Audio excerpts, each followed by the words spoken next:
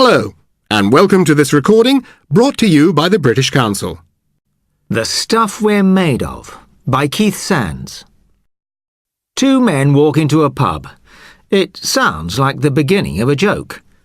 Two men walk into a pub and one of them says, "We've just found the secret of life." Well, the pub was the Eagle in Cambridge. The date was February the 28th, 1953. And the men were British biochemist Francis Crick and his American colleague James Watson. They worked at the Cavendish laboratories down the road, and they were not exaggerating. Soon their names were known not just to scientists, but to the wider world, and biology had changed beyond recognition. What they had found was the structure of deoxyribonucleic acid, DNA. The substance which is in every cell in our body and carries the genetic code for all living things.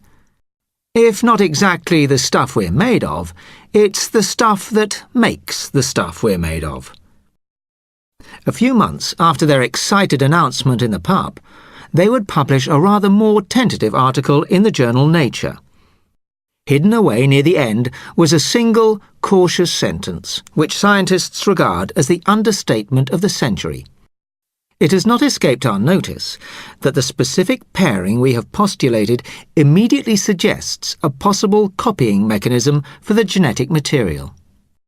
Translated into less scientific language, well, we've found the secret of life, might just do it. A design for life. The beauty of their discovery was hidden in that modest sentence in their article. They had not just found the structure of a complex molecule. In the days before electron microscopes, Watson worked by cutting out cardboard shapes and fitting them together, but they had guessed that the form and function were linked. In finding the shape, they had discovered how DNA worked, how the genetic code is passed on. And they were proved right. The double helix of DNA, a shape famous enough to have been made into jewellery and perfume bottles, unravels into two strands and makes copies of itself. In this way, the DNA instructs our cells to produce more cells, each containing an exact copy of the original code. It's beautiful, so beautiful, as Watson was later to remark.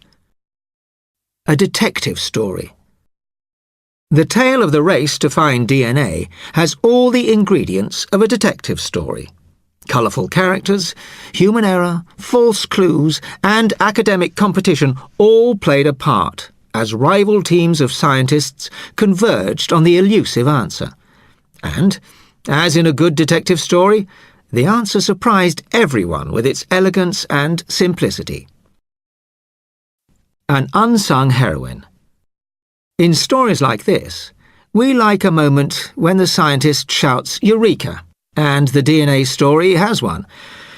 In fact, this moment excites controversy to this day. At King's College London, Watson saw an X-ray crystallography picture of DNA, exposure 51, taken by the brilliant English scientist Rosalind Franklin. Franklin did not mix easily in the male-dominated environment of the labs, and it was her boss, Maurice Wilkins, not on good terms with Franklin, who showed exposure 51 to Watson, without Franklin's knowledge. Franklin's photograph was Watson's eureka moment, when, out of many possible shapes for DNA, he narrowed it down to the double helix. He sketched the shape on a scrap of paper and headed back to Cambridge with pulse racing to get back to work with his cardboard.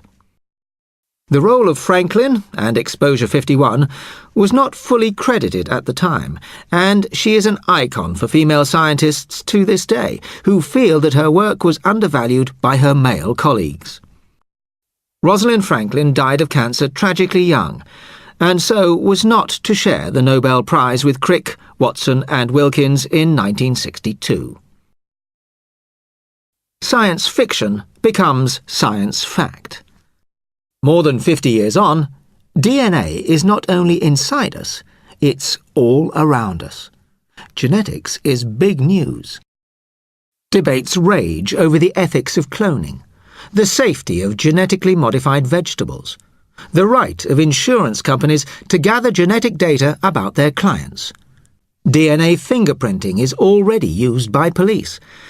A few years ago, the British arm of the Human Genome Project won a court case preventing private companies from patenting genetic discoveries.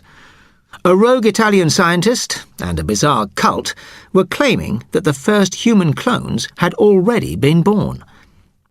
We hear a lot about the dark side of genetics, but medical researchers are optimistic that our new knowledge of the human genome will bring huge medical advances. In 2003, the Eagle Pub unveiled a metal plaque to celebrate that famous lunchtime in 1953. A modest marker of a moment that is still changing our world. We hope you've enjoyed this recording. To find out more about the British Council and the services we offer, contact your local British Council office or go to www.britishcouncil.org. Bye for now.